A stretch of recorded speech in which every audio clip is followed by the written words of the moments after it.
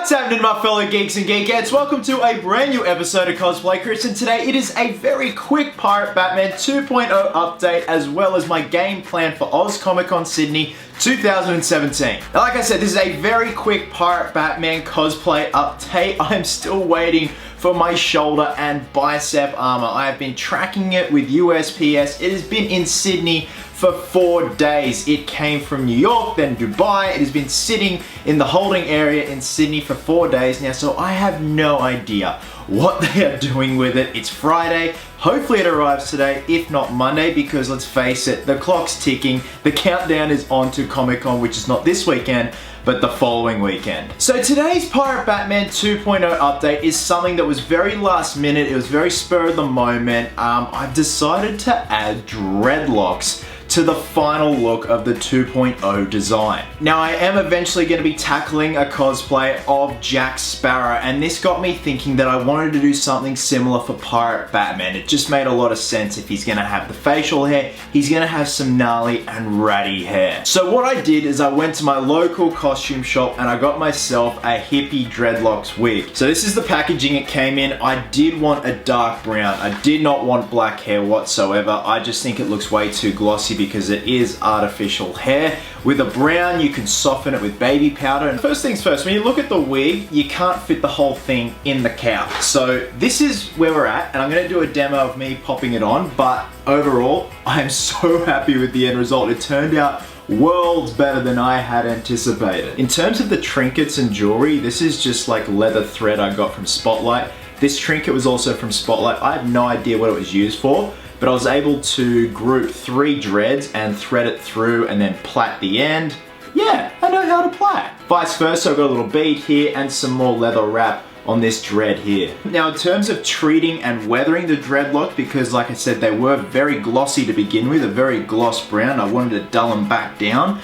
I used hair gel, hairspray, and also some talcum powder. Just turned out brilliantly. So using the hair gel keeps the shape of the dreads, because over time with dreadlocks wigs, if they're not properly taken care of, they'll eventually unravel and it just gets really messy. So we're just gonna pop the cowl off. I'm gonna show you guys the understructure. So here's the understructure of the wig. I look a lot like Willie Nelson here. So we had to remove the mass top of the wig because that is just not going to fit in the cowl, and if it did, it's not going to be very comfortable. So obviously I just wanted dreads threading out from the back of the cowl and around the sides of my neck. Now the problem was removing this part of the wig. We've had all this exposed area, it's going to slip down. So what I did is I bought some elastic from Spotlight and attached it just with some Loctite. I didn't even have to sew it in place. It just adhered straight to the undernetting mesh, and it's essentially like a headband. So I'm going to demonstrate trying it on for you guys. The mop is getting lush and thick. So just pop it over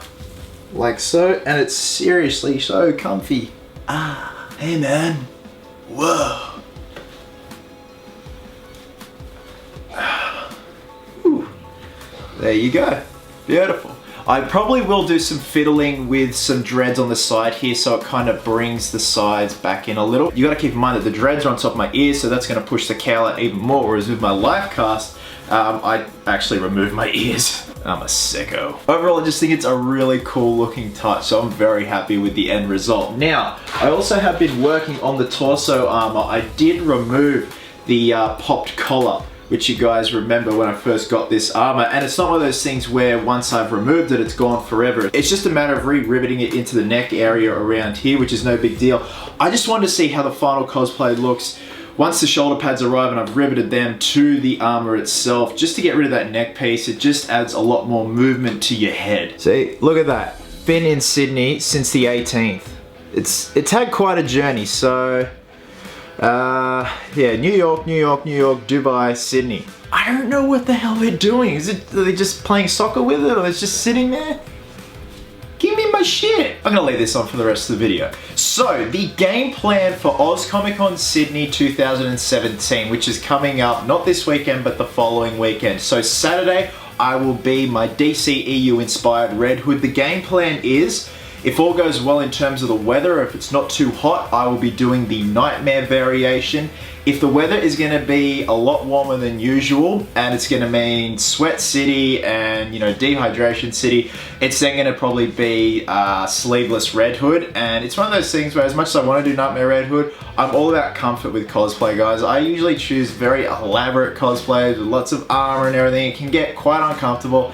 I don't want to be sweating like a pig the whole day. I'd rather just enjoy the day. And of course, Sunday is going to be Pirate Batman 2.0. Now, throughout the weekend, Laura and I are going to be back at the Red Unit Inc. booth that is hosted by my good friend Rui, who does some amazing graphic design work. He's going to have his prints there. Laura and I will have our prints there. We'll be there throughout the day on the Saturday and Sunday to meet you guys and sign prints. Rui has made two amazing new prints. That is the DCEU inspired Red Hood cosplay and the new Pirate Batman 2.0 cowl variation. I mean, look at these. These just look brilliant side by side. So we haven't exactly worked out slot times yet for when we're going to be at Rui's booth, but I will keep you guys updated, whether it be on my Instagram or Facebook or even in a last minute video before the convention. Now, in terms of last minute adjustments, of course, we got the wig. Of course, I'm waiting on the shoulder and bicep armor, but for Red Hood, I've had to do some final adjustments too. I've attached Velcro to the combat pants. I've got 3 panels here and I still have to attach 3 panels at the back here. So I will be attaching the other side of the Velcro to the inside of the utility belt, because what I've found, once you have the holsters on, it wants to pull your pants down, and whilst I've got those torso straps in place, it wants to pull everything up. So the belt kind of comes out of alignment with the pants and it just looks really tacky and out of place. So by having the Velcro system in place, it's just going to keep everything streamlined and nothing's going to go out of proportion or out of whack. And this is actually the same method they used on Affleck's Batsuit. There was a Velcro system for his utility belt against his bodysuit. So guys, that is pretty much it for a Pirate Batman 2.0 update for this week. I wanted to give you guys at least something. I felt this was pretty much worth it because I'm really excited and happy with the end result. I just want this shoulder and bicep armor to arrive, because then of course I can finally make the cape and call it a day and give you guys a decent reveal before Oz Comic Con. Guys, thank you so much as always for watching. Wherever you are in the world, I hope you're well, hope you're happy, be merry, be silly, and until next time, geeks, please always remember, cosplayers do it best.